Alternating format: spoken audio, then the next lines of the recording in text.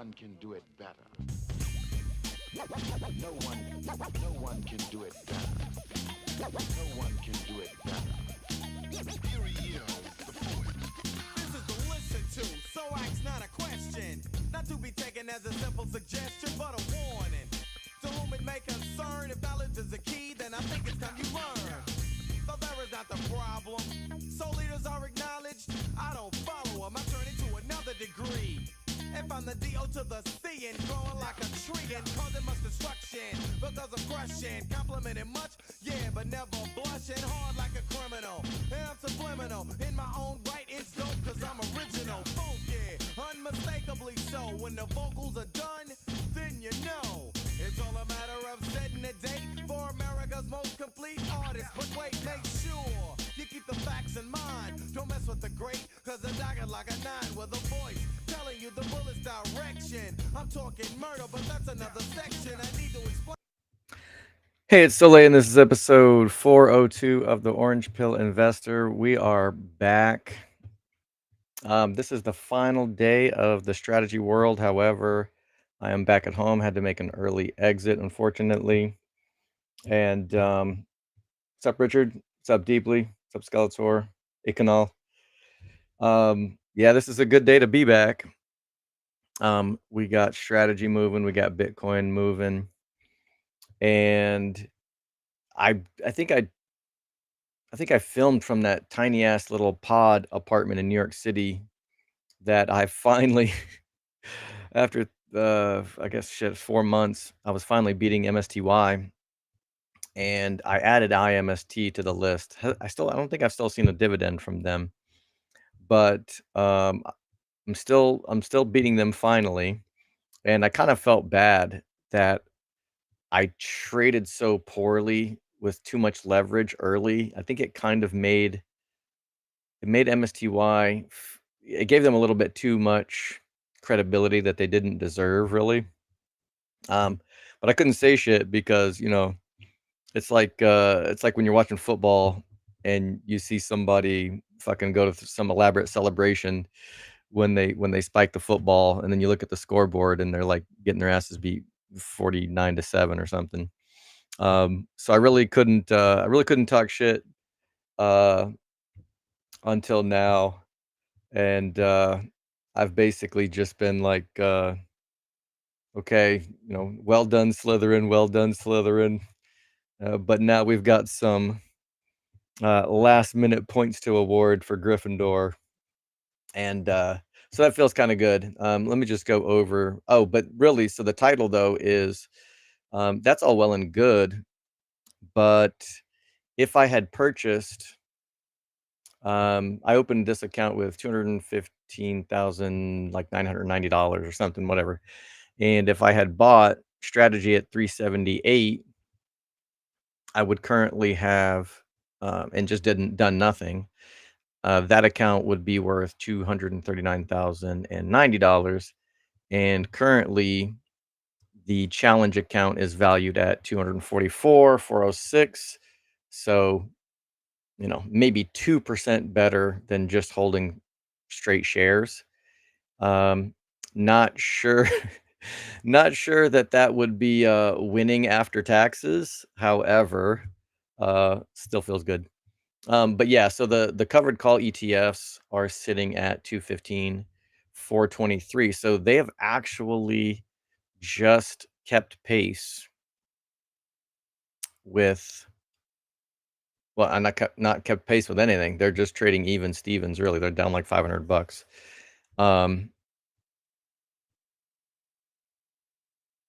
So definitely, at least since I started this challenge, underperforming spot strategy. All right. So, and I did take off, we'll go over the individual trades, but I did take off a bunch of leverage in my personal account as well. So the good news about that is that if we crash back down to 375 or 350 or, whatever, if we hit some resistance and we come back and find support, my challenge account is not nearly as levered badly as it was. Sorry, this account. So it shouldn't go into the toilet. Fortunately, this is a little fresh download of today's position.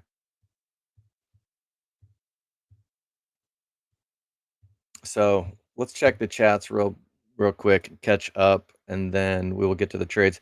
It's Thursday, so I think I got some stuff that's probably not expiring until tomorrow. And since a lot of my covered calls are going to be upside down, I probably would just be in a waiting game. I won't be rolling them anyway. So might not be a lot of trading today.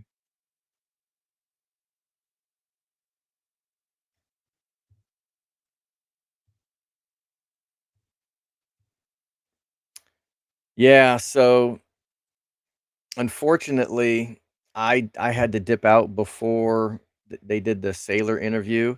He was very cool to see in person doing his thing on stage, but it was kind of weird for me because I watch all of his stuff in 2x speed. So listening to him talk at regular speed, I was like, why is he talking so slow? It's like it was like I have a hard time actually listening to people talk in normal human voice because I just listen at 2x all the time. Unfortunately, I didn't get to, meet him. I got to shake his hand and have a like I think I asked him like one question at the Bitwise thing. But some of the other guys I know got to rub elbows a lot closer, and hopefully we'll be hearing more about all of that stuff. Should be able to have a pretty cool Wednesday episode next week. So pretty excited for that. We'll probably usually like half the crew doesn't join the call, doesn't do the Wednesday stream, but I have a feeling everybody's gonna be fucking hyped. It's gonna look like not 8 is enough. I don't know. Like the Hollywood Squares or whatever. There's gonna be like 10 of us on the freaking call probably. Nobody's gonna want to sit out this one on Wednesday. What's up, Buffalo? What's up, Joshy? See, welcome back. We've missed you and looked and you look slick at Strategy Bro. I know. There were so many people like commenting, "Oh, you look dapper." I'm like, people don't think I own a fucking suit. Like, the hell? 21 said you are bearish. No, not bearish. Did I say something that makes me sound bearish? Let's see. Saad says, "Good morning. Any comment on Josh's new port into IBIT calls versus strategy? How do you think about that in options terms?" I got to catch up. I'm really. I talked about this a little bit over the last week. I feel like I'm running into Dunbar's number real hard. I can't remember if it's like 120 people or 150 people or whatever. They came up with some number that humans' brains just can't really have a meaningful relationship with beyond that number, which probably relates to the size of like tribes and communities could really function on an individual level before you have to really start getting into a hierarchy. But anyway, the point is like my X feed is just littered with shit. I mean, even just with the True North guys, everybody's got their own content. Everybody's got their own videos. Frickin' Tim is putting out pods daily. What Jeff, Ben, and I think it's Tim, or is it Dan? Anyway, I haven't even seen an episode of the Hurdle Rate podcast. I feel like shit. We were talking about that, and I was like, I just can't keep up. I mean, I'm trying to keep up with everybody's content, and and then there's all the like my favorite, YouTubers. I still got to binge, my Jeff Booth videos. I got to watch Sailor at 2x, and I I don't have enough time to even edit my own videos because I was trying to make my videos or my at least when I uploaded them, kind of cool. I put bookmarks and all of that stuff in there. I haven't done that for months. I just press record, talk, hit end recording, and just go about my business. But I am probably gonna have to go back and put some more effort into the production quality of this show.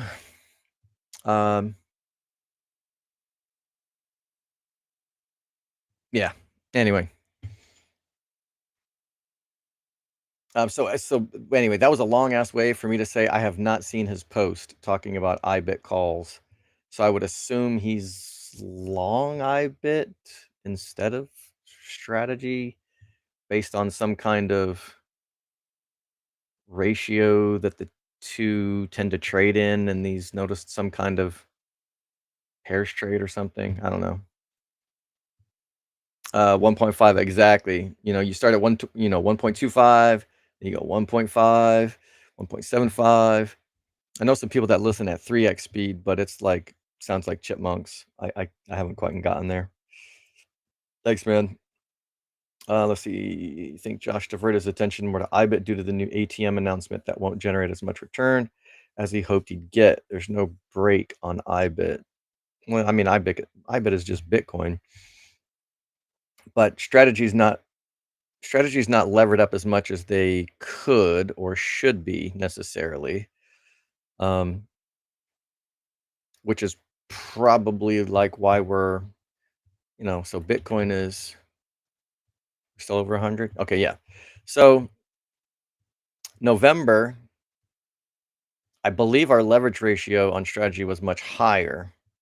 So that's why plus there was a lot of FOMO. I don't know if it was exactly a squeeze in November, but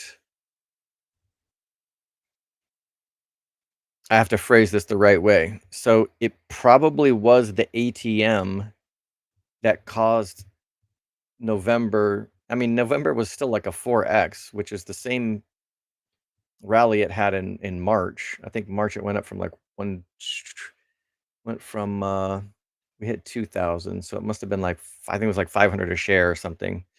It did a 4x. I can't remember if it was like 4 to 8 weeks.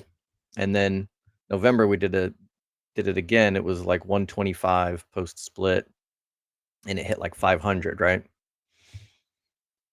And people were mad about the ATM, but I don't think it was necessarily the volume of ATM as like MSTU and MSTX trade at a multiple to strategy because they're leveraged. So I don't think it was necessarily the actual selling of the shares at the ATM necessarily, but once strategy's leverage starts to come down, now you're not getting that leveraged premium. So you're going to start trading, maybe 1.25x to Bitcoin instead of 2x Bitcoin or 1.5x to Bitcoin. So the lower the leverage they have, the closer they're going to start trading to something like an IBIT or just straight Bitcoin. So yeah, they're under leveraged. They need to add some leverage, but the preferreds are probably going to be the most accretive way to sell at the ATM, and people can stop bitching about selling ATM on the common shares too. So that's like a win-win scenario there. But there's probably not enough volume to buy to sell ATM as much on the preferreds and then, be able to stock up on the Bitcoin. So until those assets get much larger,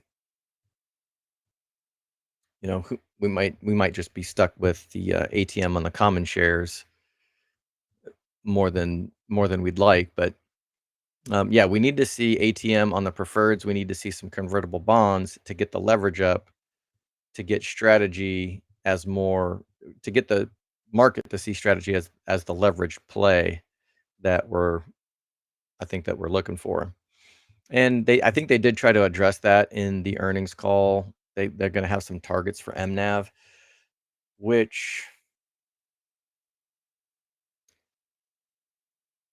I think it's probably good news that they are addressing MNAV and that they want it to go up. But I'm not sure I like the fact that they have a target. I think it's Goodhart's law, which you can't take all of these laws like 100% serious as gospel, but I believe it goes something like when a metric becomes a goal, it no longer serves as a metric. So you can calculate MNAV, but once you make MNAV a goal and you're like, I want to get to X, Y, excuse me, XYZ MNAV, that's that's kind of like destroys the accuracy of the metric itself because now you're trying to make decisions and you're trying to game the price to drive up the MNAV. In this case, it may not matter because the goal for a publicly traded company is always to drive up the share price. And really, MNAV is just the share price, put it plugged into another calculation. So um, I think it's good that they probably addressed it as far as shareholder.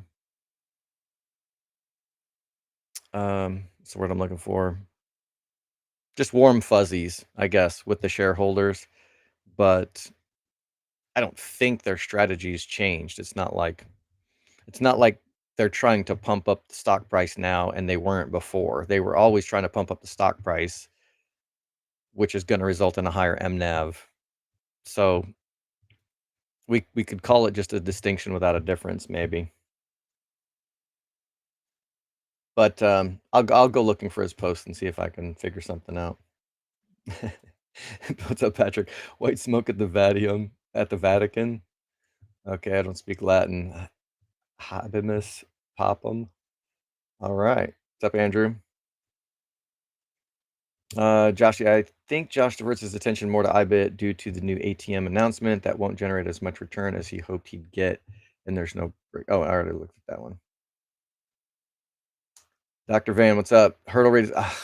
I mean, I know it was going to be good, but here's the crazy shit. I can't even trust the algorithm because, and you guys would probably be surprised. You would think that even within the True North group itself, we would like be totally up on each other's stuff. But I swear to God, I didn't even find out about the Hurdle Rate podcast until the algorithm pitched it to me, and they were already on like episode 2. And I'm like, in our little group chat, I don't even think they weren't even shilling it, like even amongst our group. And I had to kind of find out when X finally told me that episode 2 of the Hurdle Rate podcast was out. But you know how group chats get, so maybe I just missed it also. Dork to me, boy. Let's see. Yeah, content is at max. Just keep doing it at your own pace, dude. People here for the vibes, I think. No pressure on content. Yeah, somebody was even suggesting that maybe I go down to once a week on the trades and do more things like interviews or I don't know, tutorials. And maybe I should say this too, because there were so many people that I talked to. And by the way, everybody that I talked to, like our community is fucking awesome. Like just to have conversations, to eat and drink with the people that came out to True North World and then later to Strategy World, it was so freaking awesome. And I did a couple of we had a studio. We were actually recording interviews while we were there as well, and I got to interview a couple of people, and that was a lot of fun. So. But anyway, people would come up to me and they'd be like, "Oh yeah, you should do a video on this because I'll watch the show, but like you're talking about your trades, but they don't really understand the basic premise." And I'm like, what the fuck? What are we talking about? Where's the here's X. So I don't know. I guess if anybody's watching this for the first time, my pinned comment, I put together an X article, and the articles have been kind of like a giant waste. I don't think they get pumped out to the communities very much. I almost never see anybody making articles. But the cool thing about the articles is that they're editable. So every time I create what I think is an essential options video, that's not necessarily like me just going through my daily trades. It's like actual how do you do stuff. These ones at the top are like crazy, super basic. You can kind of just skip over those. But running the wheel, cash secured puts, selling covered calls, Greeks, did one on spreads. Um, comparing between margin and leaps. Like video on X just sucks really bad, trying to index them. At least on YouTube, you can go to the person's channel and just click the videos tab. You can go to the oldest stuff if you just want to start an order.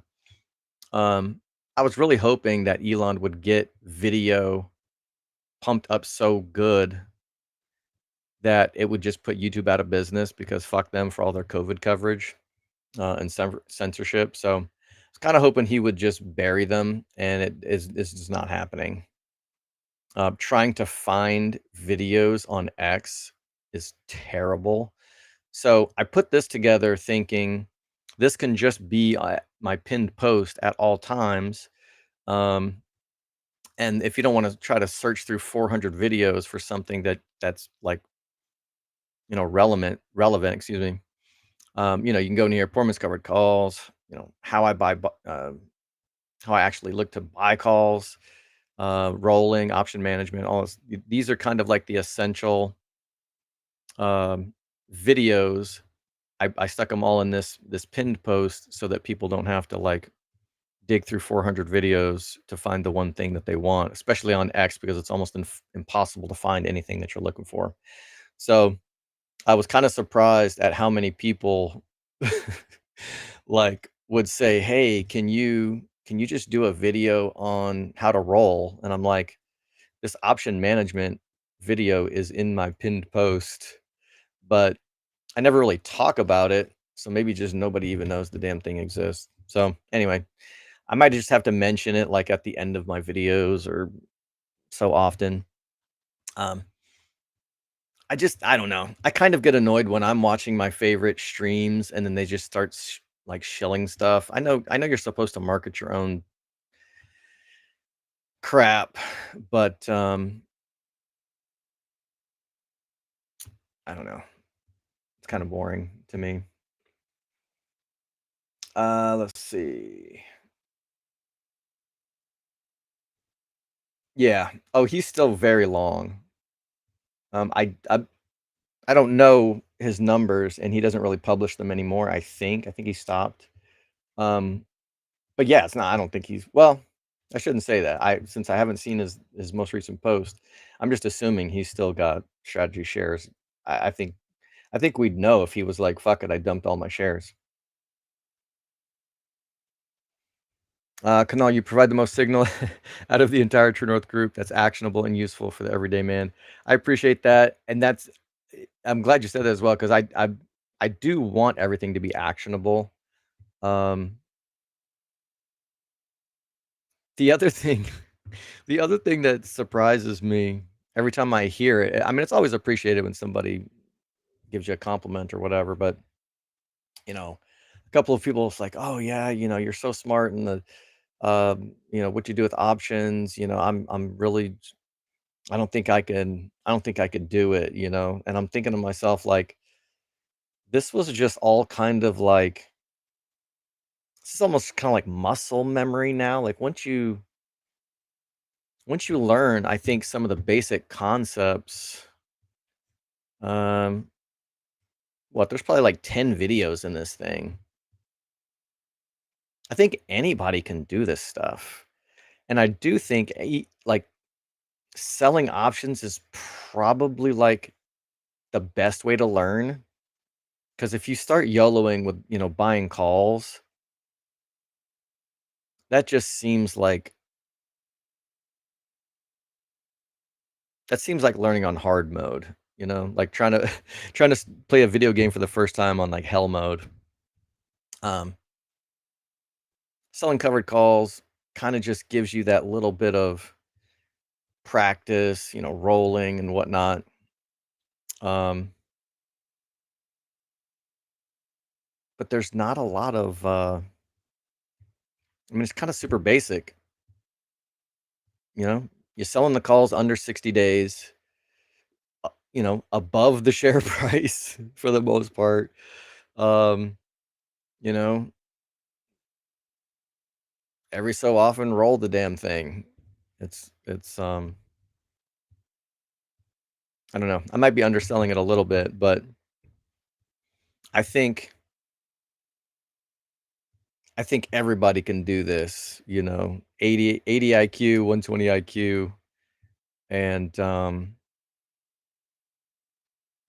but I did notice that I kinda got into a zone where I was just covering the trades and not going back over the underlying, strategies. So, maybe I'll have to kinda just recycle that content every once in a while so that kinda reset the room for new people. But yeah, the everyday man, can do this stuff.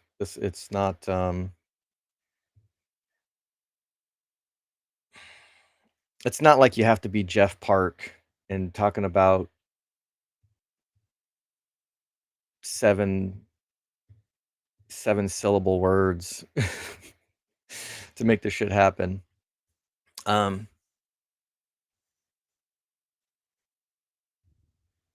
yeah. Yeah, so definitely appreciate the comment. Dr. Vin, were you able to talk to Ben and Jeff about Strive and their board seats? Um, that was super hush hush, man, and I actually flew out before the announcement, so I learned about that when you guys did. Um, like these guys are, they're getting into some really um important positions, and like the it's not OPSEC, but the secrecy is real. You know what I mean? You can't have leaks. And so we got the kind of like the elbow in the ribs, like, hey, be ready for an announcement, but like we didn't know.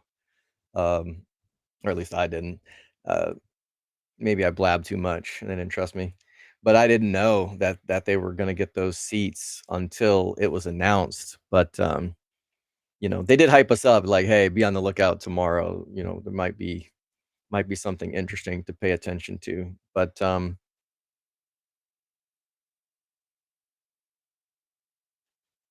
yeah, the only thing that we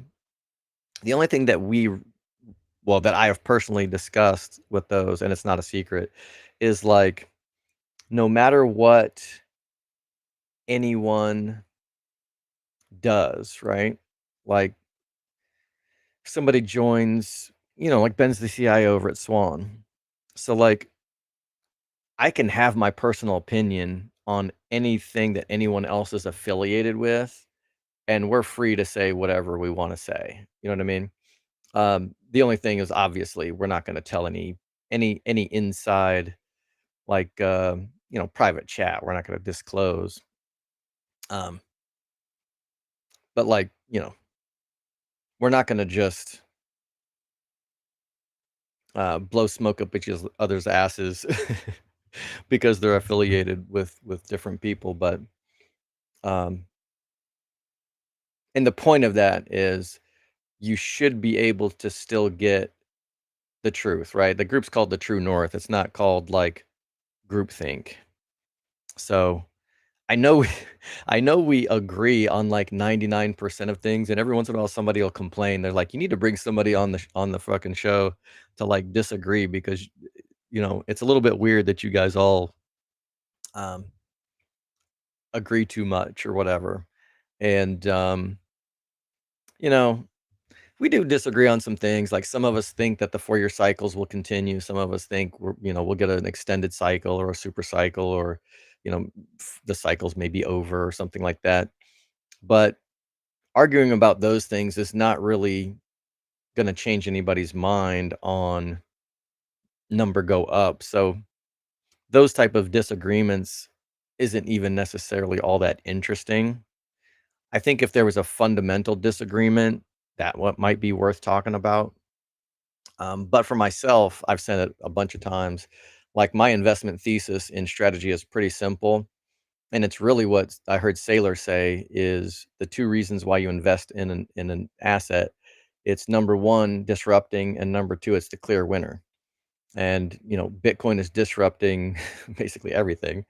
And Strategy's disrupting, you know, Bitcoin. Well, he's disrupting all of finance, really. So if you don't have a Bitcoin treasury, uh, you're a dinosaur. So you can turn a zombie company into a profitable one with Bitcoin. But if you don't adopt Bitcoin, you don't necessarily become a zombie. You probably just go extinct.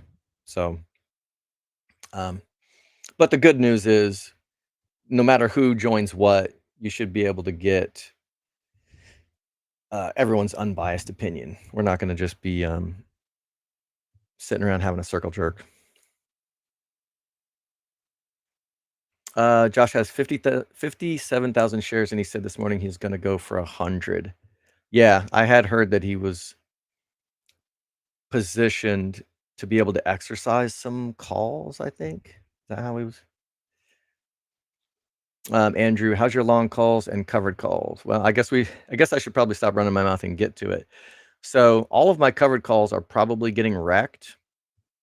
But I mean, I'm up, right? Remains to be seen if I'm up more than if I hadn't sold covered calls at all. Um, if I hadn't sold the covered calls, then I wouldn't have had dry powder to buy the long calls. So it's a catch-22, right? I mean, I could just take my entire portfolio and buy spot shares and probably just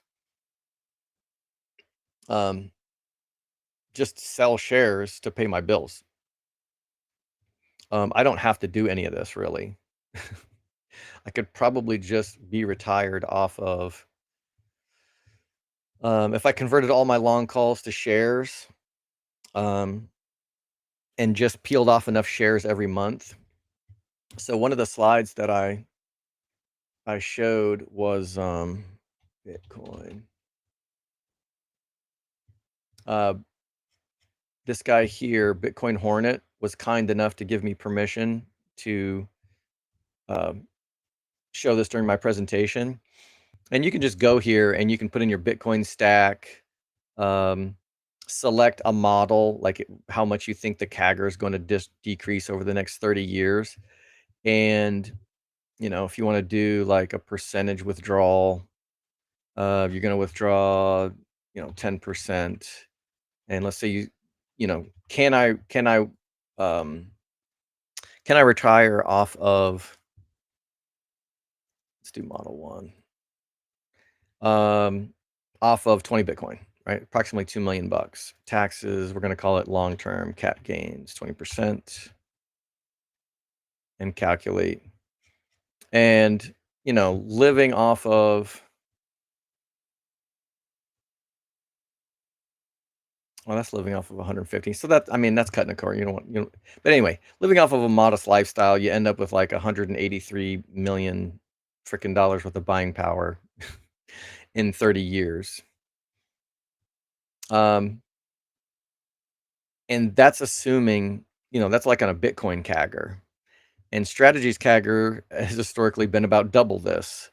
So, if you had about $2 million worth of Strategy, you could retire, and then you'd have like $360 million worth of buying power in 30 years, just peeling off shares every month to live off of, if the CAGR holds up, right? And if Strategy continues to trade at double the CAGR of Bitcoin. Fixed withdrawal, yes, percent. Anyway, so actually I didn't mean to do a percent, because that means I would be withdrawing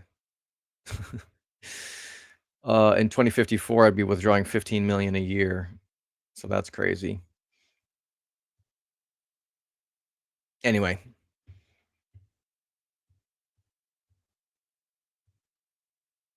But this is fun, and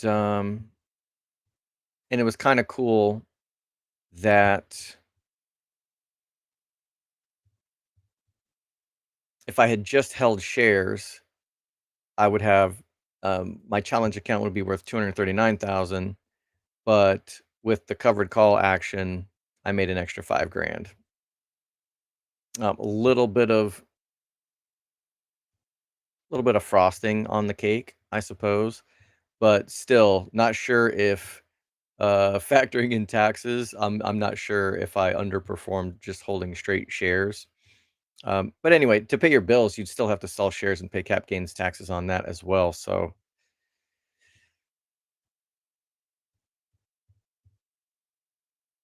we'll see. Buying calls is how you learned. Let's see. Kanal Benjeff and the other guys drop great info, but it's all stuff that can be summarized as MSTR good number go up. Not much to do with that except buy and hodl. Yeah, yeah. I'm the hands-on guy, I guess. Let's see. Deeply says back when you took losses selling performance covered calls a while back, have you gone back on those trades and evaluated whether or not long calls bought at higher delta would be more ideal for downside protection in case you find yourself in that spot again? Let me read this one more time. Gone back on those trades and evaluated whether or not long calls bought at higher delta, so lower strikes, would be more ideal for downside protection in case you find yourself in that spot again.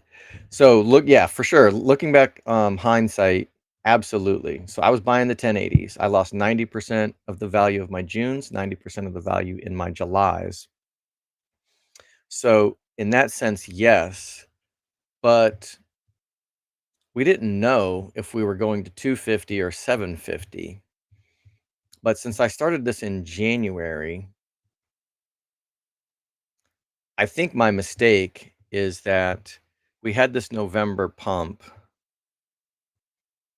and IV was contracting and we were still trying to find support. So somewhere here in January,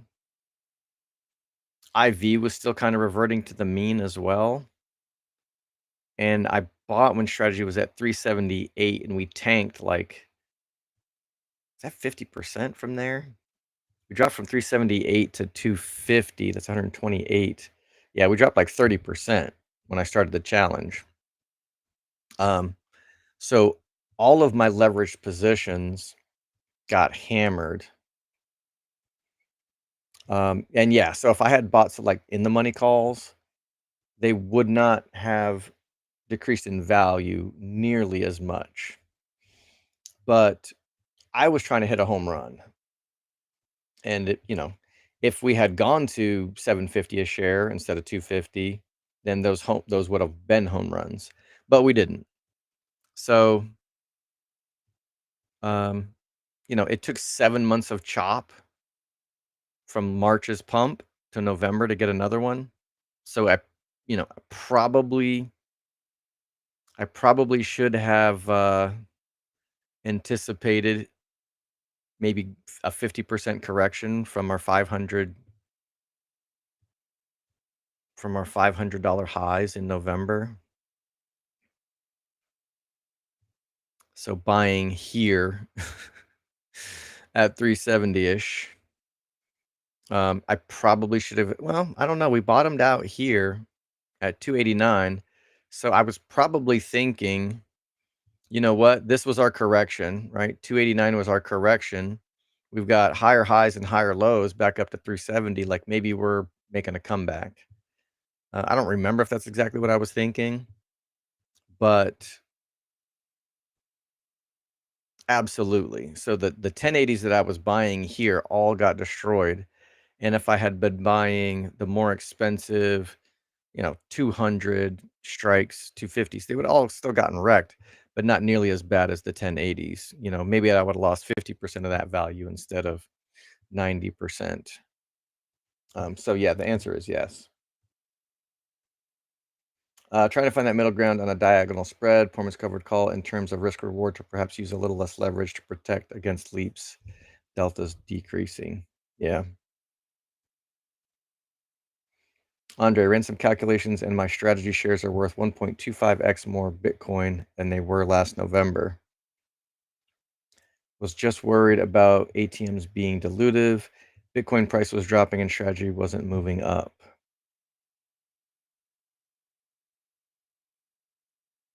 Yeah, I'm suspecting that's just because strategy's underlevered. If they start hitting the ATM on the preferreds instead of the common stock shares, and if they start adding some convertible bonds, then that leverage will increase, and we should be able to see some more of the accretive dilution instead of the dilutive dilution. Oh, shit, what was I about to say? Oh, but the ATM on the common shares, I think, does also have a positive effect that no one I know some other folks on the from the group have mentioned it, but we don't talk about it a lot, and that's um,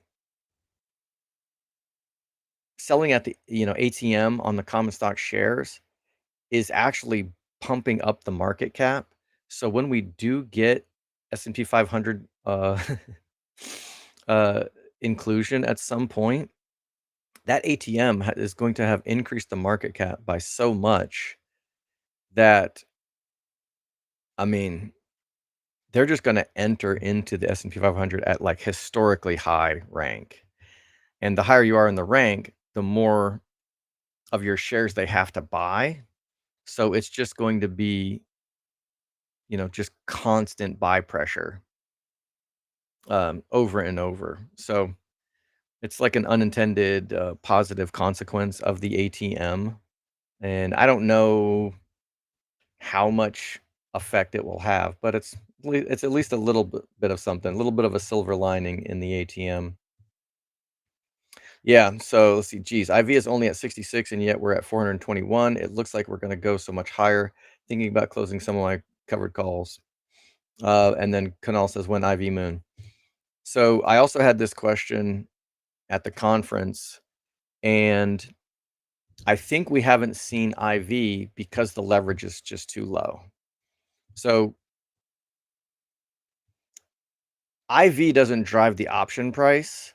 The option price drives IV. You plug the option prices into the Black-Scholes model. All of the Greeks, I think, are basically known, and then it spits out the implied vol. It's not like you stick in the implied vol and it spits out the option price, because the option price is whatever anybody's willing to pay for it.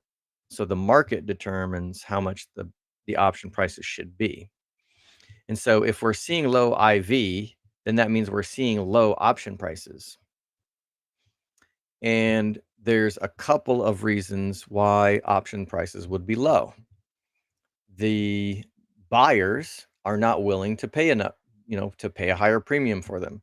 Why are option buyers not willing to pay more money for calls? And that's because strategy's leverage is too low because the ATM has reduced their amount of leverage. Every time they issue a convertible bond, they increase the leverage. Every time they sell ATM on the preferreds, they increase their leverage. Every time they run the ATM, they deleverage. And if they just delevered to no and had no leverage whatsoever, they probably would trade like IBIT. Like they'd probably trade like 5% above above Bitcoin, based on their intelligence software or something. So they just wouldn't even get a premium at all. So when will the IV pump? The IV will pump when they are able to, when the preferred market matures and they're able to just hammer the ATM on the preferreds, and when they start announcing convertible bonds. That's my opinion. Call buyers are not willing to pay very much for calls because if they're not a levered product, right, then they're not going to get those wild swings. Bitcoin's going to go up 10%. And instead of strategy going up 20, maybe strategy is going to go up 15% because the market, I think, is basically just looking at strategy as a leveraged Bitcoin play. And if they're not leveraged, then they're not going to justify a premium. Yeah, so that's my theory. So the buyers are not willing to pay more. So that means that the people who are bidding are reduced in their willingness to spend more money. or the sellers are willing to accept less money because they're not afraid of strategy, threatening the strikes, because they're not levered.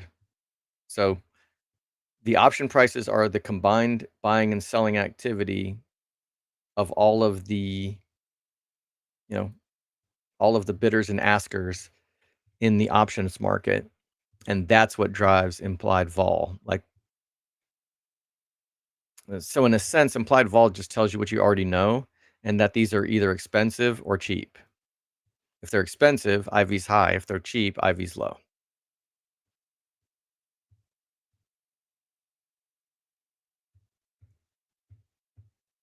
I'm I f- you know that's my best guess. Let's see. When IV is staying so low after these increases, seems these new ETFs, so many have been participating into, is squashing the volatility into a new normal. Yeah, I don't think so. I think it's just the leverage. Let's see. I was wondering the correlation between IV, RSI, and option prices last night. Also, thanks for the explanation. You're welcome. Deeply. Maybe we all just need to start buying calls and stop selling. Like the buyer of my 370 is expiring next week. Yeah, yeah, that would have worked out. Yeah, so the good news is, my long calls are doing well, but only because the direction of strategy has been going up. Implied vol isn't doing shit. So imagine if implied vol was 120 instead of 60, the option prices would be pumped. Um, even if Bitcoin was at these current prices, if strategy was closer to the top of their leverage goals, then yeah, strategy would probably be trading at the 500 a share again instead of 400. But you also don't necessarily want strategy to be at levered as much as possible when Bitcoin goes down to 76, right? So strategy went down from 500 to 250, right? It fell 50%. But if they hadn't sold at the ATM, people probably think, oh, strategy's price went so low because of the ATM sales.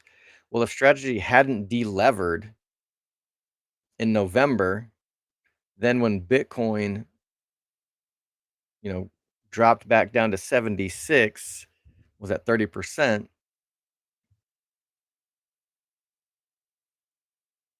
Bitcoin dropped by 30%, strategy dropped by 50. But if they were levered to the gills still, then maybe strategy would have dropped by double 30%. Strategy might have dropped by 60% instead of 50. So be careful what you wish for when we're talking about Bitcoin.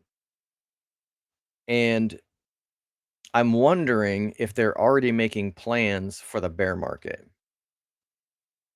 right? We want them to be levered as much as possible into the Godzilla candles, but we kind of want them to go ahead and smash the ATM on the common shares, de-lever like a motherfucker before, if Bitcoin goes to a 500,000 or something and then crashes back down to 250.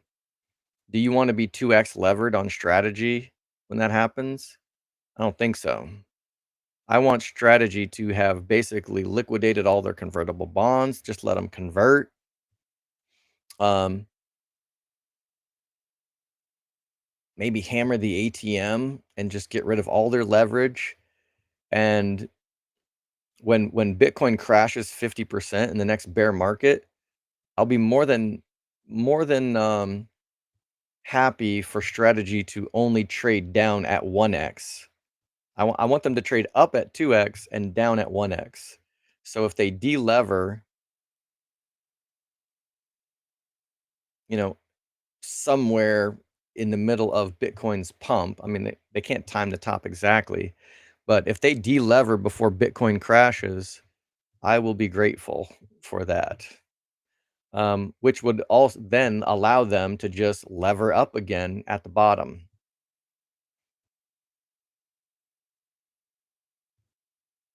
So whether or not the Fourier cycles continue, I don't know. But if they do, I'm hoping that strategy will be able to navigate their leverage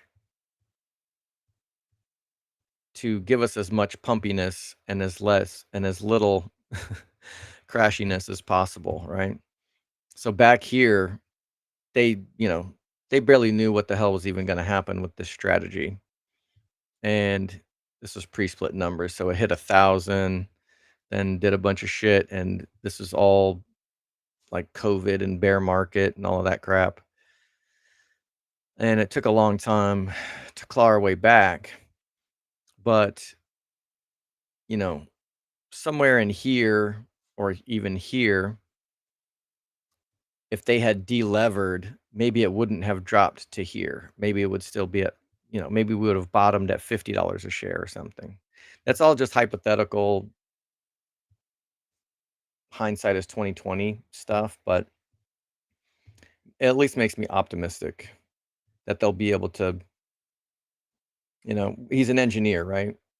And they always talk about the engineering that it takes to fly a plane. So maybe they're putting in some of these controls, right? They've got two preferreds. Those are two different levers that they can pull. They can pull the convertible bond lever. They can pull the ATM lever. And maybe they'll be able to give us more flight and less crash. Oh my God, dude face. So I had to watch it 2 or 3 times. I okay, let me just read the comment. Yeah, you're on straight. They animated your avatar. It's pretty cool, I gotta say. I watched the stream on Bitcoin Magazine. That was the best segment on day 2. Appreciate that. Yeah, I freaked out. I couldn't wait. I showed my wife and son, and yeah, they took my avatar, and it I think the laser eyes were glowing, and the the teardrop fell out, and he smiled. The fucking best one though, I swear to God, because everyone's always asking Adrian why he's so serious, and they made his avatar cheesing like a motherfucker, and that made me laugh so hard. Um, but yeah, the animating those avatars was so freaking cool. I was I was kind of geeking out about it. Let's see. Deeply says, now if we can only time times and bottoms, still working on that one. Yeah, exactly. All right, so that was a lot of catching up. Let's drop the chats. Let's drop me. And let's check on the account. Let me just double check. I think I do have my.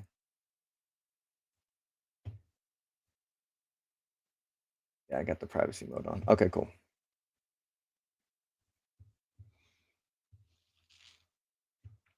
Let's frickin' go.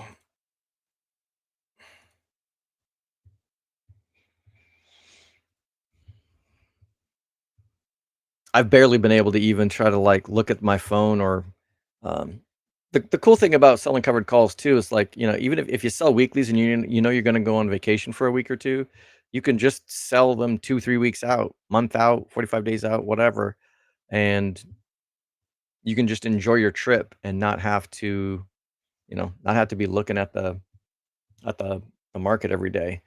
I mean, I look at it every day just for the videos, really. I mean, I could trade my weeklies once a week. I could just log in every Friday for 30 minutes and be done with it. So when people say they don't have time to trade covered calls, it's not day trading. It's just, you can have a regular job and probably do all your trading on a lunch break on Friday. All right, so do I have anything expiring today? I shouldn't have much. I went ahead and just to make sure that I didn't have much to look at, I went and sold these for 45 days to expiration. Actually, I sold these 20 days ago, so that wasn't even before the vacation. These were. No, these were. So the 450s, they're getting wrecked, but they're not in the money yet. These 400s are. Well, this one 400. Do I still have any leaps? I have one poor man's covered call. Oh. What did I sell these against? It says it's a poor man's covered call, but I have... Did I sell them against these or these? Huh. Oh, they're not poor man's covered calls. I sold them against shares, but I forgot to change the title. I forgot to change the grouping.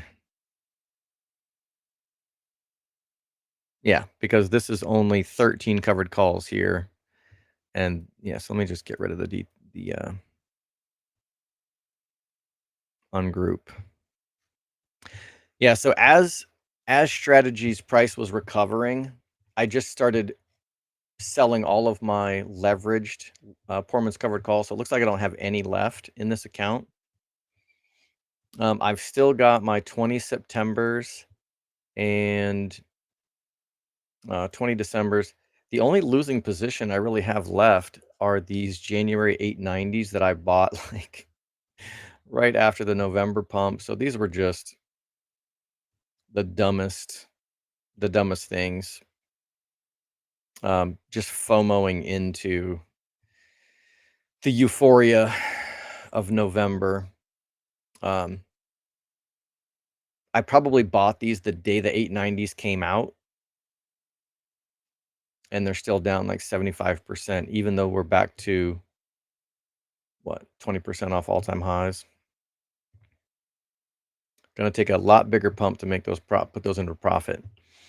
But let's say, let's see, this is 22 days to expiration. Let's see what happens if I can roll this. Let me see if it's possible to just roll these for a credit at all. Because I do need to go down, you know, 22 days to expiration left. I could just do nothing. But let's see if I can roll them. So I could roll to 425, get them just out of the money, and for a teeny tiny credit, which would mean that I basically broke even on this trade. But that's barely kind of at the money. In order to roll out to the expected move, it's going to cost me about $2,000. So here's my decision making with this. I will either roll it out for a credit if possible, or I just wait.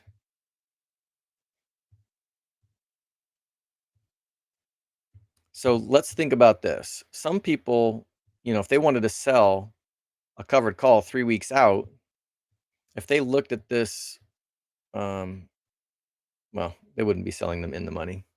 But anyway, let's just evaluate this. If I wanted to sell a covered call at the 400 strike, you know, maybe I was just bearish as hell for some stupid ass reason.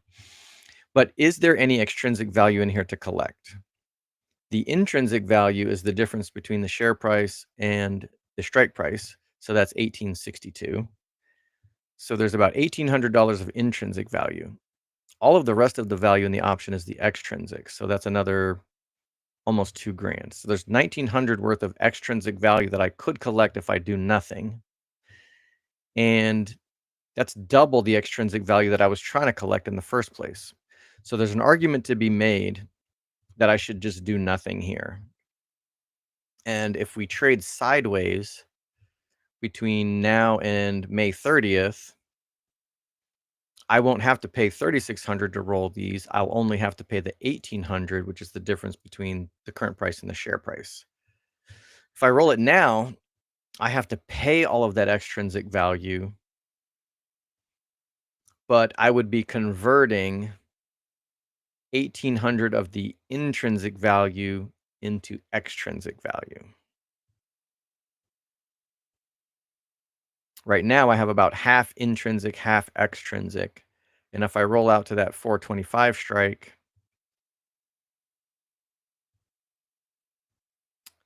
on June 20th, the premium stays almost identical, but I'm rolling it slightly out of the money, so all of the value becomes extrinsic instead of intrinsic.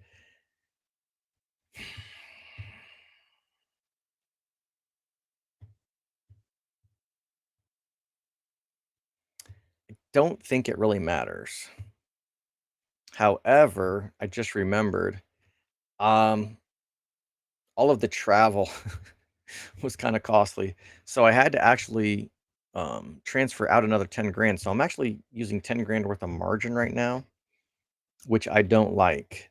So, I either need to sell some covered calls to pay for that, sell some September longs, or some Decembers.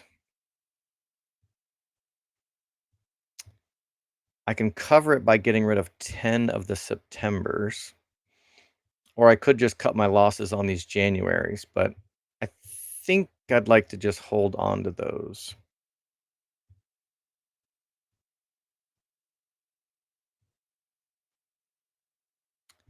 So let's close 10 of these and pay some bills.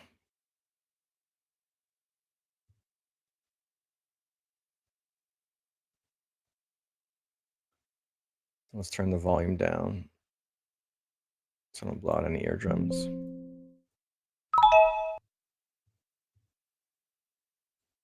All right, cool. We're not using any margin.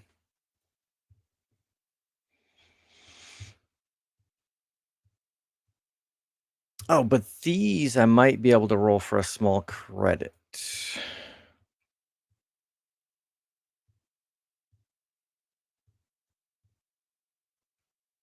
Yeah, we've pretty much gone through the sweet spot of the curve, so I'm just gonna go ahead and just roll these.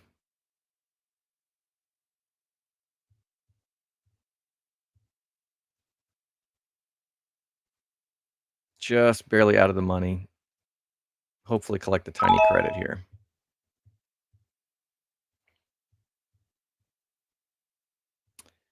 Same thing for these. They're at 22 days to expiration.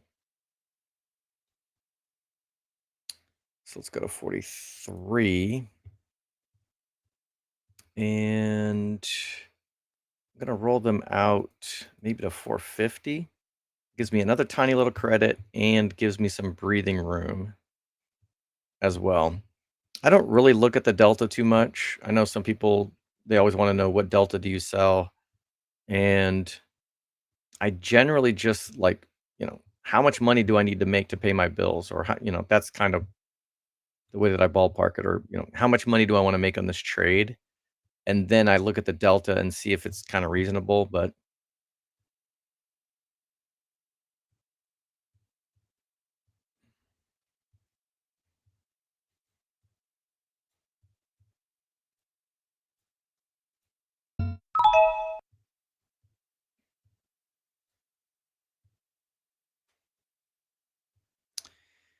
all right, got two more. The 450s should be pretty easy to roll. I can just keep the same strike.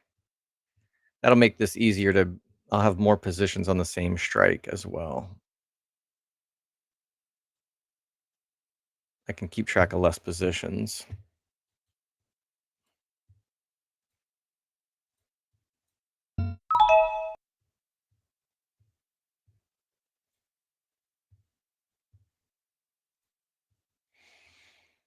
All right, that gives me about 5,000 in cash. And what I would usually do here is just either buy some long calls or buy some shares, which kind of doesn't make sense since I just sold some long calls.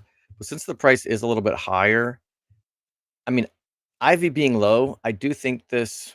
So really, what I should have done is before I sold these for a profit, I should have rolled all these calls. I might have been able to only sell. I probably only would have had to sell 5 of my Septembers, because since Ivy is still low, it seems like a good long call buying environment, even though the price is so high. Best case scenario, the price is low and Ivy is low. In this case, the price is high, which is bad for long calls for buying them. But IV is still low. So, if they lever up and they pump the IV, long calls could end up being profitable. But if we crash back down to 250 again, That's not gonna work. Okay. So maybe I'll just keep that cash in there. I might have to make another withdrawal because we're about to. I flew home, but we're actually about to fly back to Orlando and go to Disney.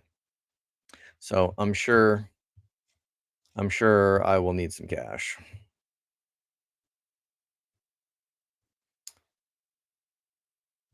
Keeping my Decembers for the long haul. I haven't lost all hope that these 890s will go in the money.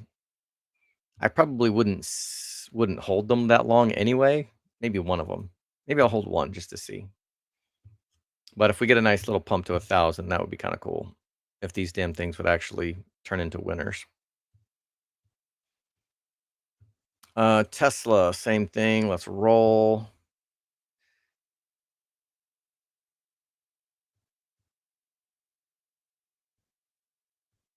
Let's roll them.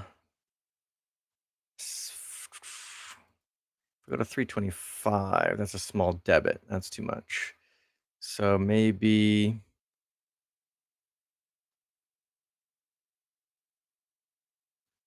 310.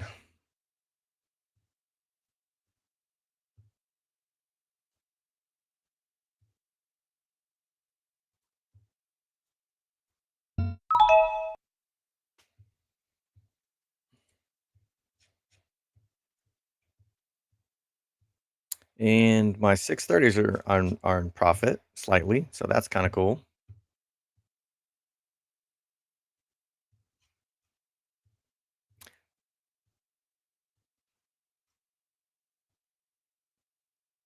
Yeah, so it looks like on the covered calls that I sold on Tesla have given me tiny little profits, but the longs have appreciated. So that's kind of nice. I think that's everything that I need to do here. I've got 1,500 shares. I've got 15 covered calls. So my shares are covered at 100% right now. I don't necessarily like that because of how low IV is, but I've still got a ton of leverage here. So my overall delta exposure is like $2,000. So I basically still have 2,000 shares worth of uncovered unlimited upside here. My 1,500 shares are covered with this much. They're 100% covered, but there is some upside here. And then I've got, okay, so not 2,000. I've got about 1,000 delta, 1,100 delta maybe, of completely uncovered positions.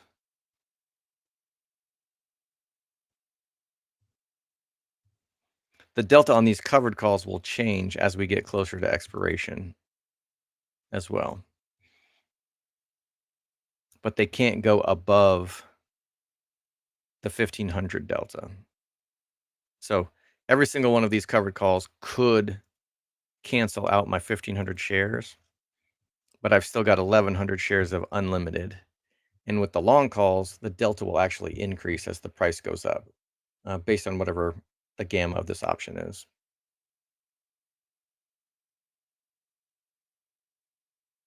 So it's about 1,100 delta of unlimited upside, plus however much gamma pumps the delta up if we get a nice rally. So I'm pretty happy with this, really, with this ratio of covered versus uncovered. I think this will protect me a little bit better if we do see 250 a share again, which would be unfortunate.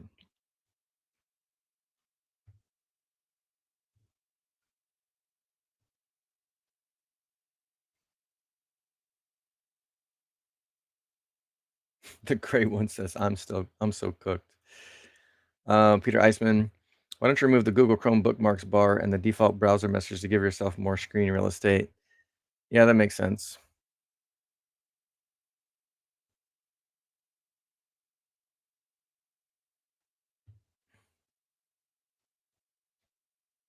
My 2 contract 382.50 May 23rd covered calls is 2,100 and it's valued now at 4,500. I've been rolling them since 320 every time my strategy rips, which led to increase my cost. I'm now deep in the money. Let's see, 382.50s. Yeah, that's the hard part about the covered calls and just trying to roll. And I guess that's why Hermes Lux likes the 10 deltas.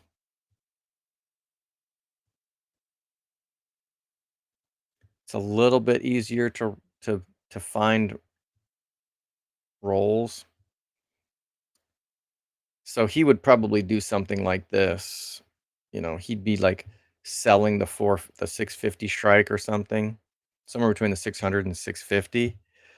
And strategy can run to 650 in a month. It's not like it can't. But that gives you a little bit more flexibility to try to roll for a credit. You can see that I ran into a very similar difficulty that you did, where it says that my trade price on these 425s is 30, I got paid 3,800, but it was really for a dollar, like $1.50 credit or something, because I had to pay to roll those.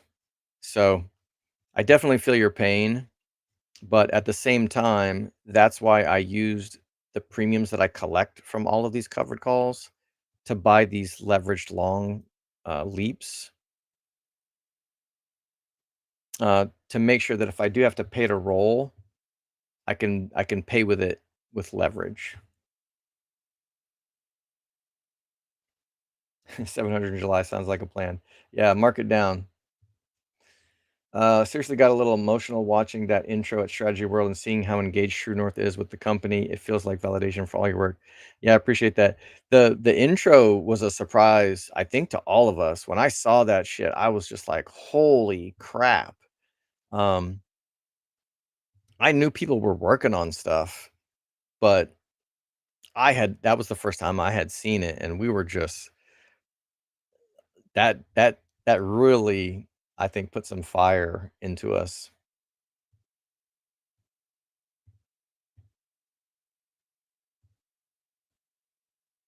All right, let's jump up to the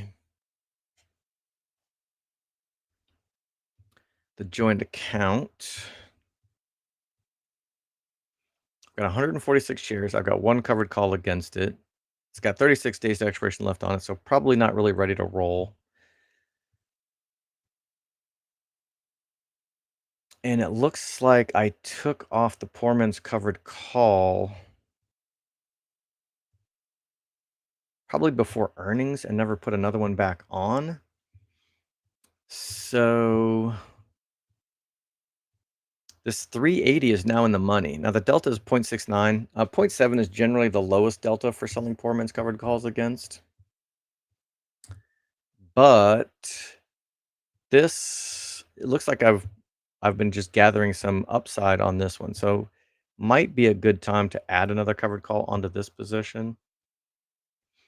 Or really you could say that maybe this one is on this poor man's covered call.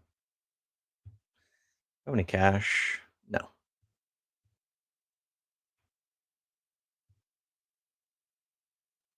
Hmm.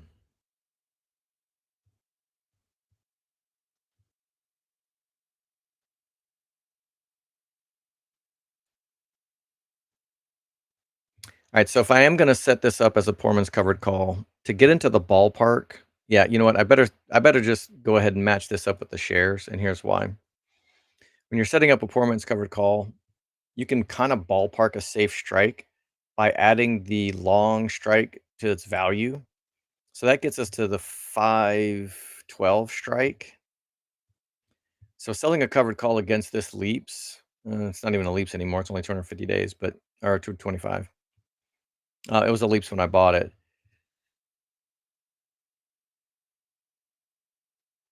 You have to be careful that you choose a safe strike as opposed to selling covered calls against shares, which you can just choose any strike you want. So in this case, I'd probably want to sell at least the 512.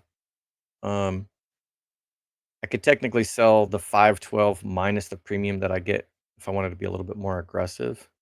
So let's go out here. The 515. Actually, yeah, if I just go to the 500 strike and collect 1600, let's do that.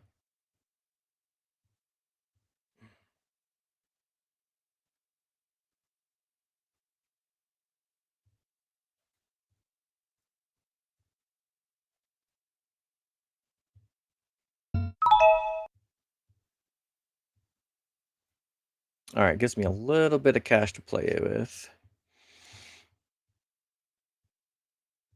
And so I'm wondering if I should just keep stacking a few shares, just a few shares at a time, since the price is kind of up.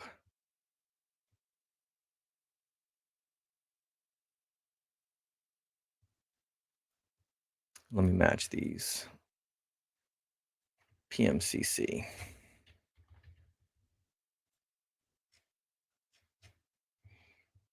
All right, this is ready to roll.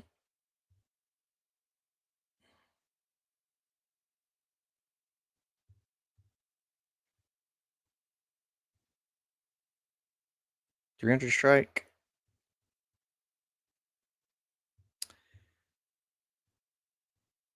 Generally, on these 45 days expiration, I I multiply the share price times about 4% and try to collect that. So 4% of $300 would be about 12. So I could go all the way up to the 320, but that might not be for a credit. So 310, I think that's what I sold the other one for. So maybe I'll just go there.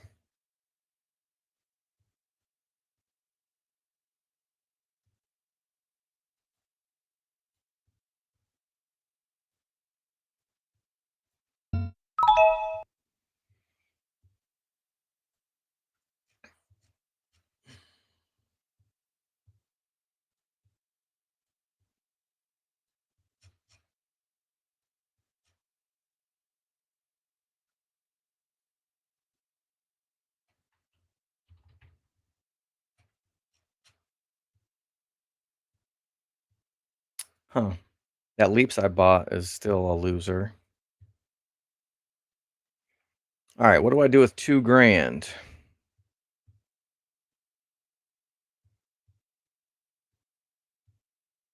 Well, I guess we'll buy a few shares.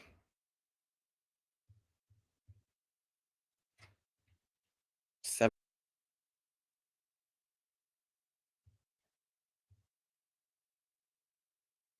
There we go.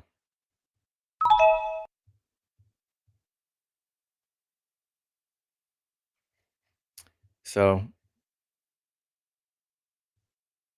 is that how many shares I had before? Thought I had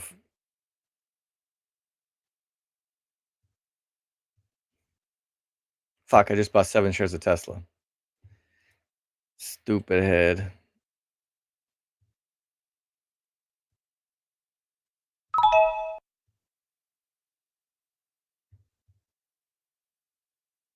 Wash sale roll, maybe. All right. I still have 2 grand. So 5 shares.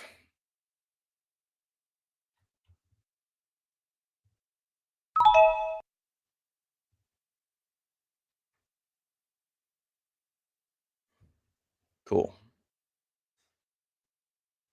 151 shares, working my way up towards 200, which would give me the ability to sell another covered call.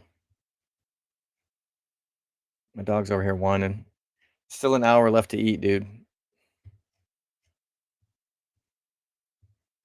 All right, so this is all good.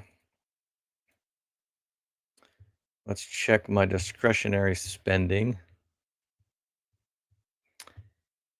This is ready to roll, probably for barely break even. Let's go. Can I get the 450 as a credit? Just barely. Nice. Gives me a little bit more breathing room.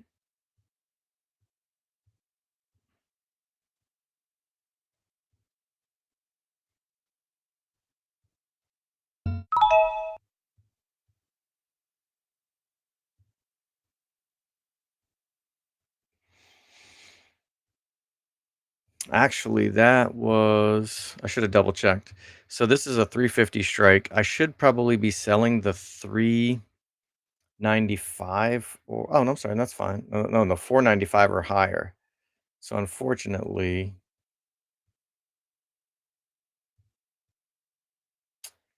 this is mispriced slightly. Probably should have just sat on my hands and not rolled that. Um, this would be a little bit risky. This is not constructed properly. But the fact that I have these two 1080s and 13 shares, it's fine. These will make up for the difference here. So we'll call this a ratio spread instead of a accurately constructed poor man's covered call, unfortunately.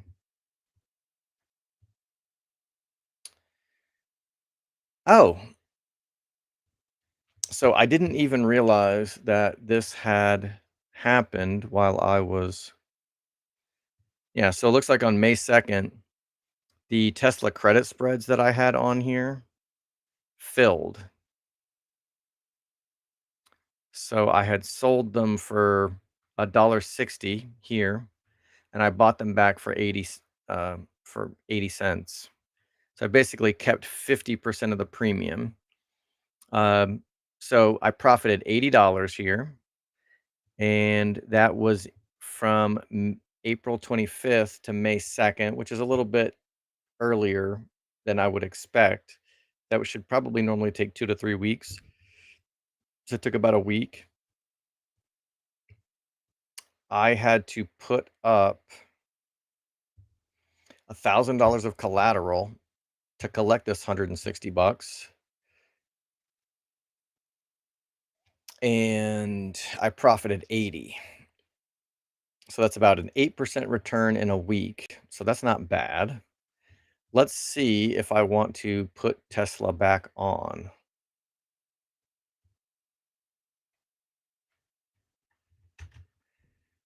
I haven't really done too many spreads on strategies. Even though it's pretty liquid, the bid-ask spreads are kind of annoying for spreads. So if I'm bullish on Tesla, let's see what happens if I want to sell.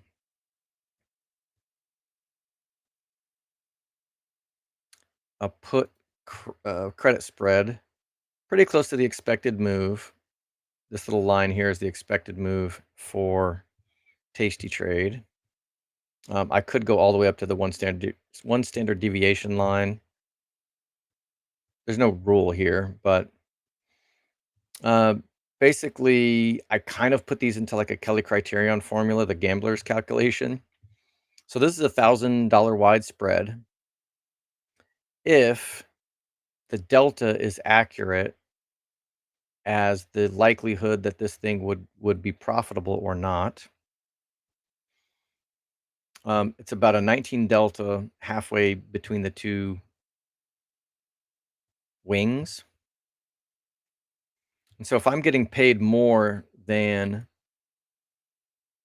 0.19 times the $1,000, so I would need to get paid over 190 for this to make this make mathematical sense. And it's at 220. So that's actually not bad. And so I'm just going to throw caution to the wind. And IV rank of over 25 is kind of like Tasty Trade's bargain basement minimum requirement for feeling good about selling options. So not the best IV environment, but the numbers still make sense. Like this is reasonable. So I'm going to try to get. Wait a minute. I don't want to overpay. Okay, so 220 is the mid price. That's fine.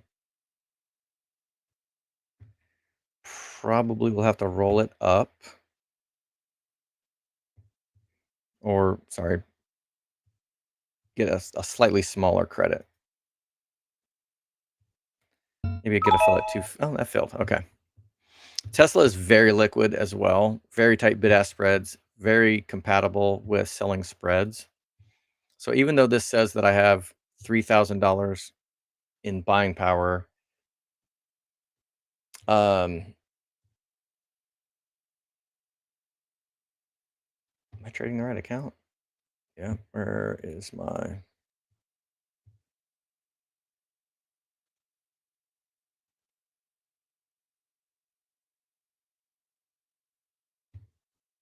Did I have Tesla highlighted? Why do I have...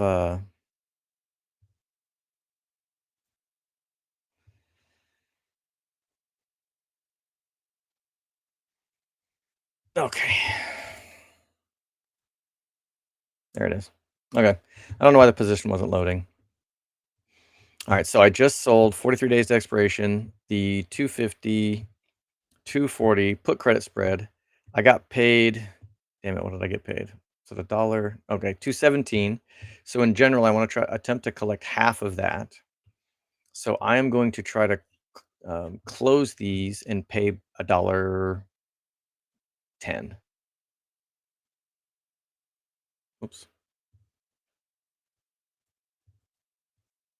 So close position. 110. Good till close. Review and send.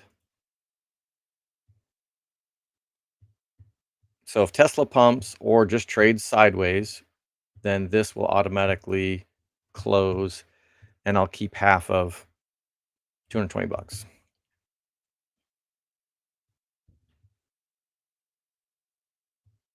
which would be about 10-11% return on capital.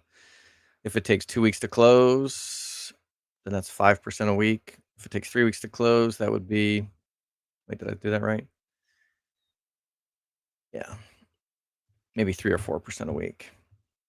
But the danger to this is if Tesla goes below 250 and stays there, I lose the whole $1,000 minus the 220 I got paid. So the max loss on each of these is 780.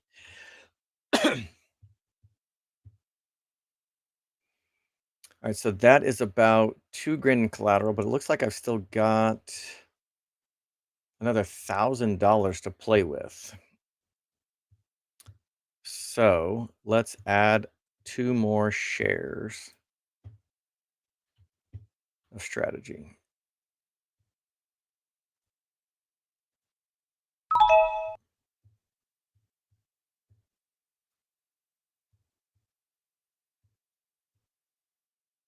What would be cool, because I mean, I forget what this account is worth, 20 grand or something, maybe. But it would be cool if I could turn this into 100 shares at some point. I mean, I'm chipping away at it. It would be kind of hard, I think, to do. But if I can just keep adding a couple little shares, couple little shares, couple little shares, that would be kind of cool. I suspect we're going to get a big rally, and I'll have to liquidate this poor man's covered call and this. And probably strategy would be too pricey to get to 100, but it'll be fun to try.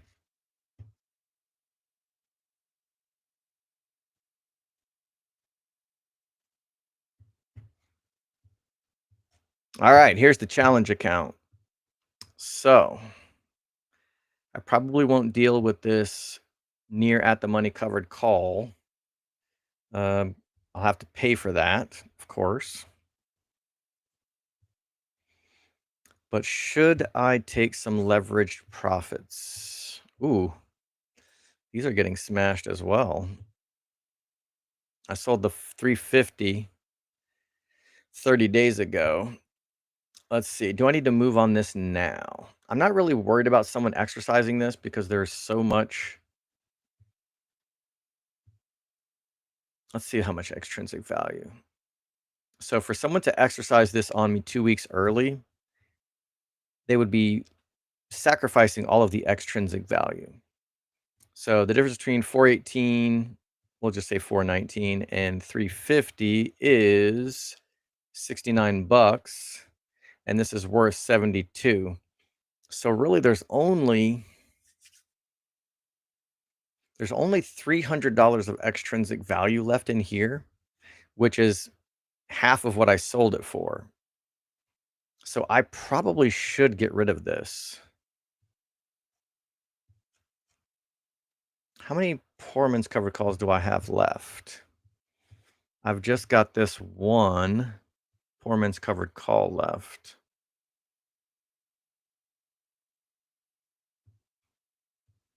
And this one is ready to roll. So am I going to keep this on? If I roll this, I can probably barely break even on it. So maybe I just need to blow up this last poor man's covered call, take my 2x profits here, and move 100% into shares.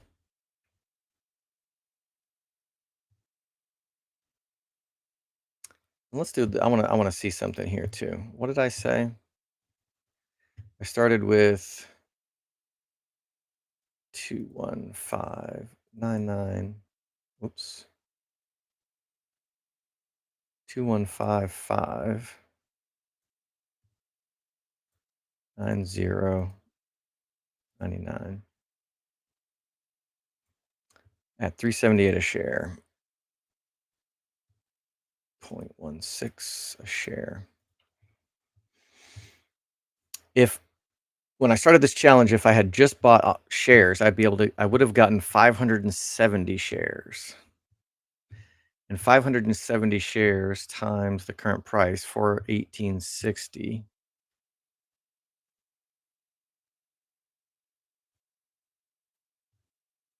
What the frick did I just do?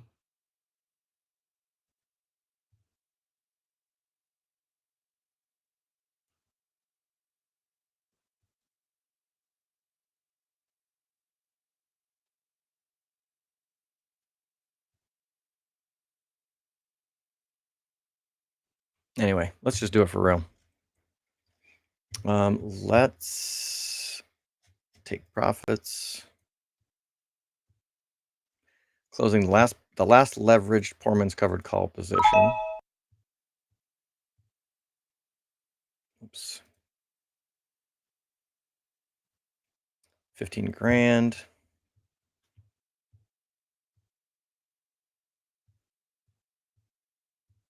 Let's roll this.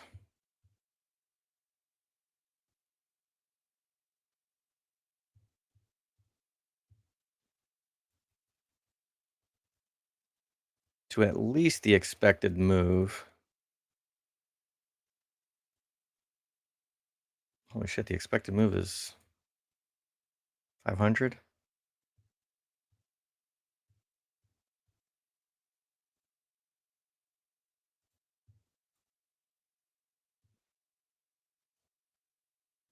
All right, I got to pay through the nose for that.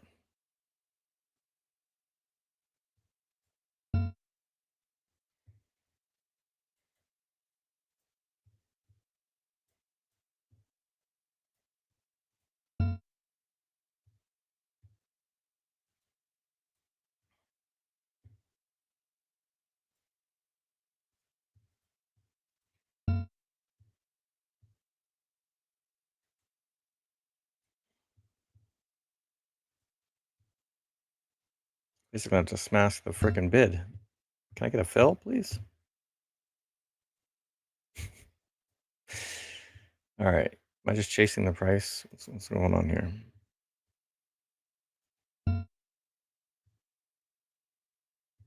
Oh, am I going the wrong way? This is a debit. Of course it is. I keep going cheaper instead of more expensive. There we go. Okay. It helps when you go the right way.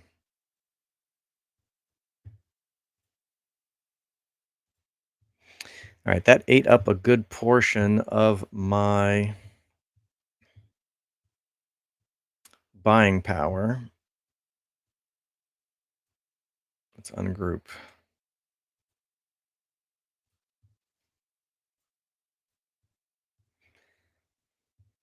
500 shares. 1, 2, 3, 4, 5. So I'm completely covered here.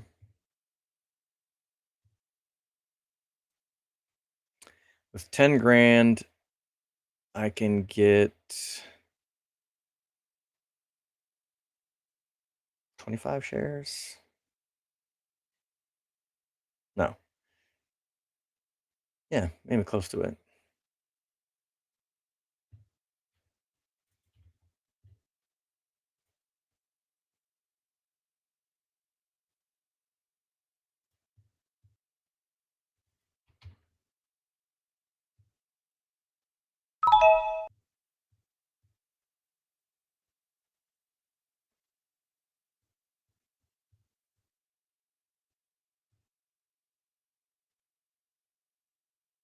I can get one more.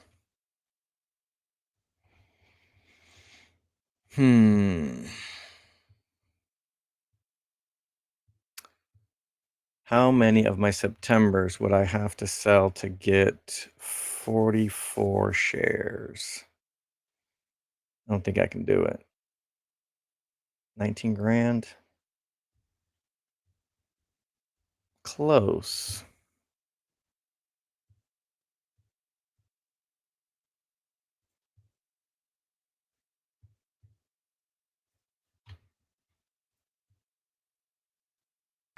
All right, I'll play it cool for now. So took some leverage profits with that last poor man's covered call.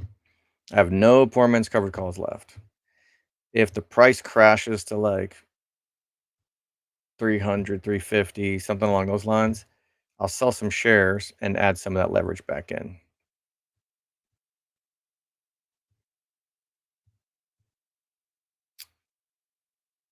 I feel like I should take a little bit of 2x profits on these though.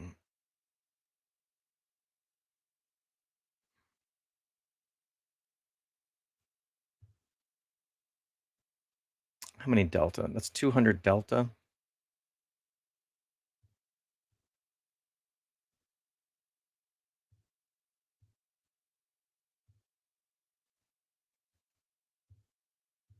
Yeah, I'll take off like 4 of these. 2.5x profits is not bad.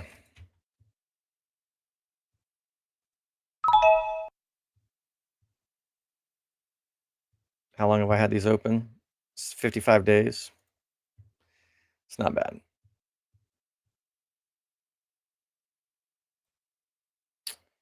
So that is enough to get another 10 shares.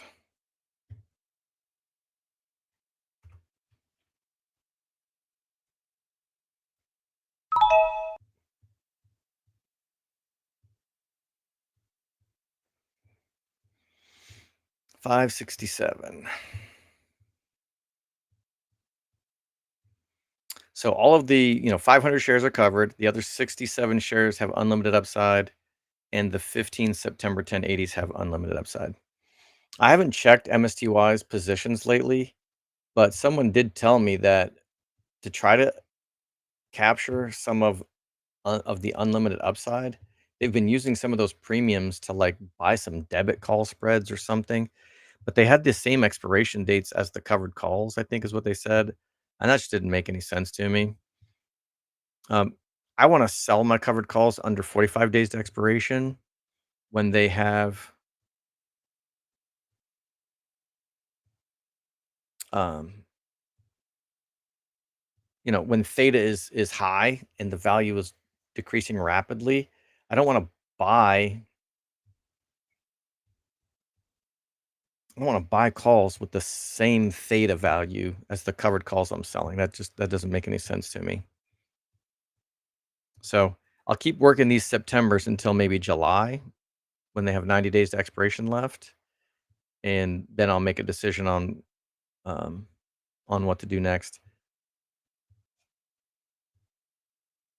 So that's the last Tasty Trade account. So my 5K account challenge that I started in March of 2020 is worth 21 grand. So that's pretty cool.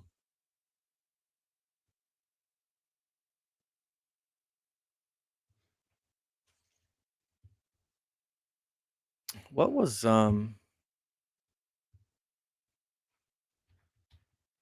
What was MSTR in March 2020?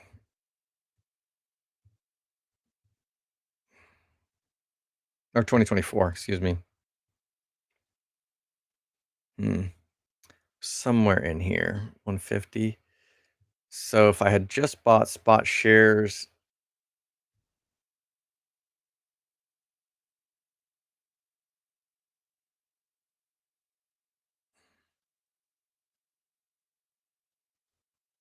at the top, I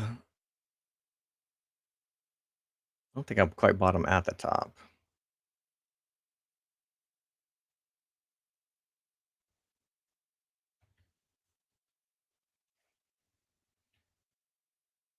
$150 up to 400. Is that a 2.5x?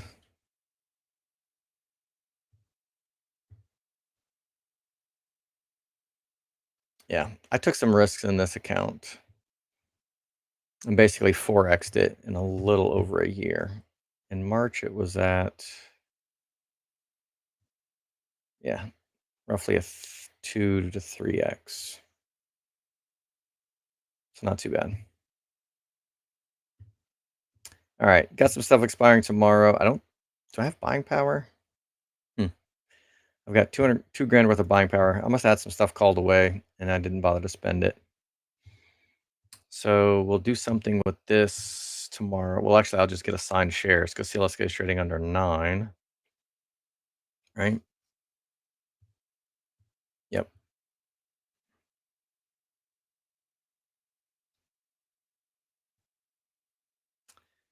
Let's see. May 30th is 22 days away. So it'll be time to roll this 400 strike. So usually there's a roll button here. Not sure why it's missing.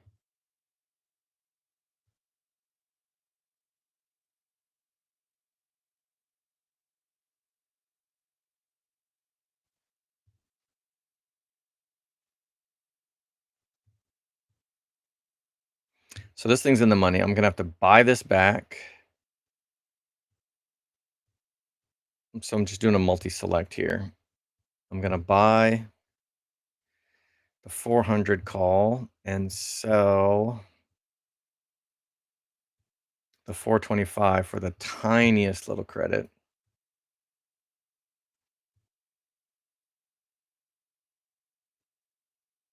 You know what?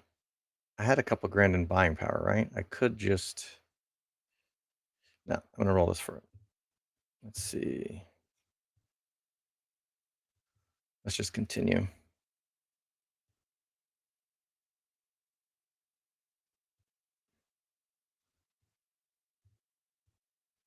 All right, let me put this down to 135. I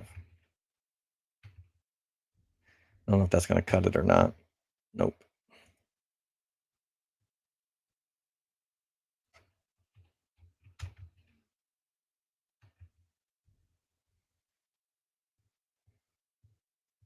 Nope. Let's try one even. There we go. All right, teeny tiniest little credit.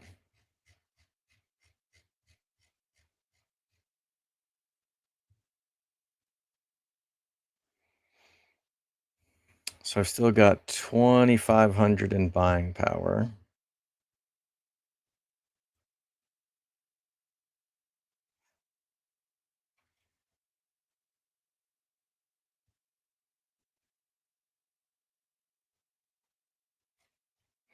CLSK seems to be the most liquid. I'm not like, I don't look at any of the mining stocks fundamentals, but in a smaller account like this, obviously I can't afford 100 shares of strategy. So all I really care about is the premium that I can collect and whether the stock is liquid enough for me to get in and out of trades. So I'm just going to sell 2 more cash secured puts for tomorrow. 1 day to expiration. I'm going to collect, $20 basically on an $8.50 stock on 1 day. So it's like 2% return on capital overnight.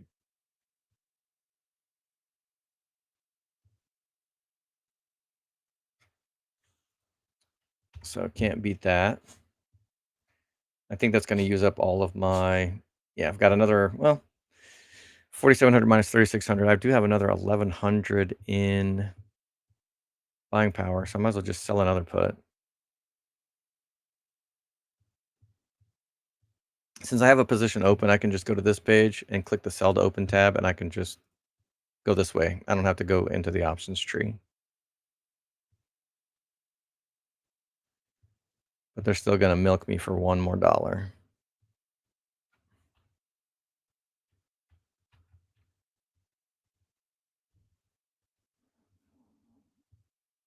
There we go. All right, that should be all my buying power now. There we go. I'm still holding on to the September 1080. I'm kind of trying to hit a home run on this one. We'll see. All right, let's check chats and call it a day.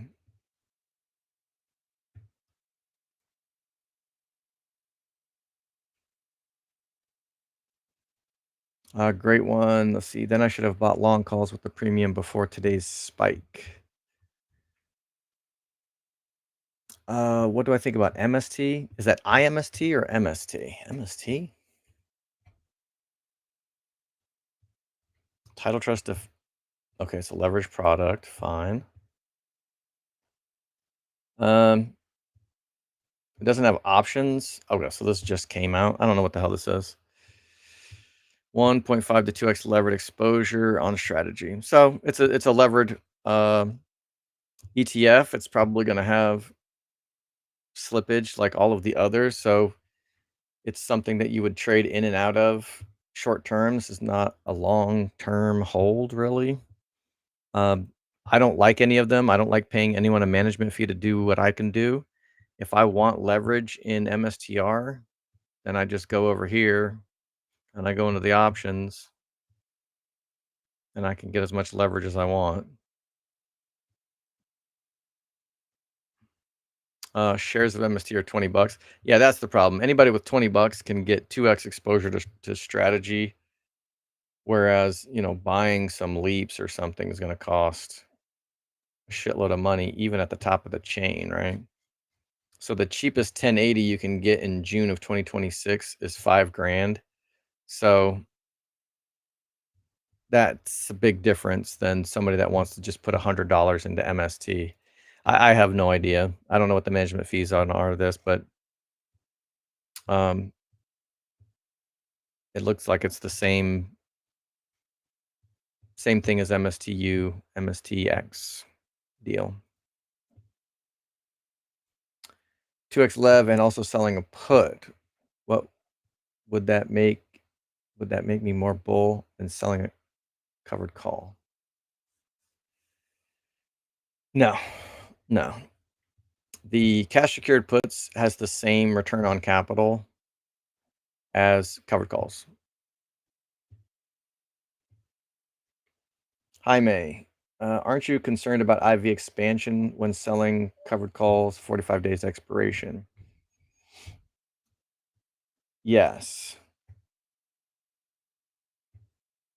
To a certain extent. So when, let's just say I sold this covered call at the 400 strike 44 days ago, and IV was low, and I sold it for $1,000. Now it's worth $2,000, and I got screwed, right? If that happens to me on these 450s, 500s, whatever, in 45 days, if I'm looking at a 525 price, 550 price, or whatever, it's going to be the same situation as what I'm looking at here, right? Now, what you'll notice is the Greeks don't matter anymore at expiration. So the intrinsic value in this is 419.67 minus 400. So 1960 of this 2060 is intrinsic. Even though I got screwed on this, I can't get screwed by implied vol. So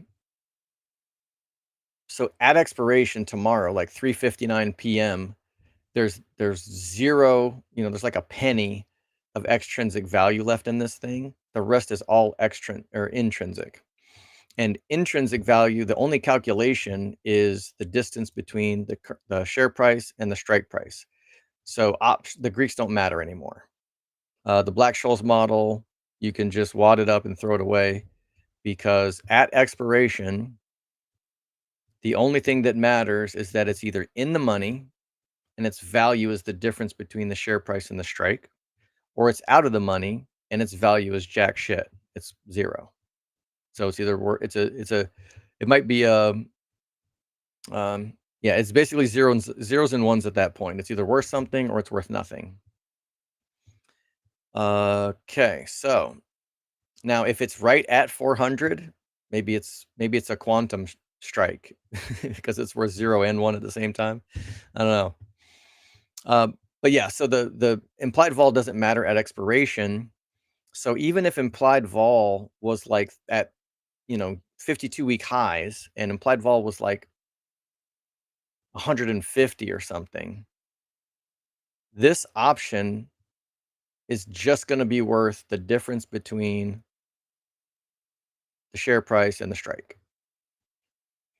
Now, these ones that have 29 days to expiration, 43, they will all be affected. So, is it going to cost me $2,000 to roll this if we're at the current price tomorrow? Yes, but it's not going to be inflated by a sudden surge in IV. So I don't mind a low IV environment to a certain extent. But your point is accurate. So, the most optimal time to sell covered calls is in high IV environments. And so if you're mostly a spot shareholder, like this is probably the worst time in the year to sell covered calls. It would have been perfect to sell them in November. And, selling them now is collecting a smaller reward for the same limitation and upside. However, I quit my job, so I don't have W-2 income, right? The only income I have is what I create in the stock market. So I don't, when my mortgage is due, I don't have the option of saying, hey, Freddie Mac, I can't make my mortgage this month because IV's low. So I can, I could sell shares or something, or I can sell a covered call, which is the potential to have to sell shares, but maybe not. Maybe I get lucky. But to the second part of that answer to that question is to mitigate the risk of having, getting wrecked on something is this stash of long calls that I have. These long calls will be affected by implied vol. And so theoretically, if we get an IV spike, I only have to pay for the intrinsic value here, but the extrinsic value in these long calls will get the benefit of an IV spike. So yeah, I rolled most of my 45 days to expiration covered calls at around 22 days today. But if implied vol was at 100, this is IV rank. If IV rank was pegged at 100, I wouldn't have rolled any of those 22-day calls necessarily. But then again, maybe I would have been able to roll them, because even though I would have had to have paid for high IV at 22 days, I would also be rolling them out to high IV at 45 days. So I don't know if that just cancels each other out. But these long calls And these 67 shares are my protection against all of my covered calls getting wrecked to the upside. So great question. So you're expecting to ride all the way to expiration. I thought you would follow the tasty trade mechanics of rolling at 21. Yeah, so if strategy trades sideways, then I'm I'm going to follow that mechanic of every 2 to 3 weeks rolling. But if the price goes up or the implied vol changes, that could alter my decision to hold on to it longer or not. If I've got 21 to 24 days expiration left and I can't roll for a credit, then I may just wait. Um, most of the ones that I rolled today at 22 DTE, I was able to roll for like just tiny, tiny little credits. So I was willing to do that. But if I had to roll for a debit, I might let that 45 days expiration just run right down to 0. And at that point, I would just have to make a decision. Do I let the shares be called away?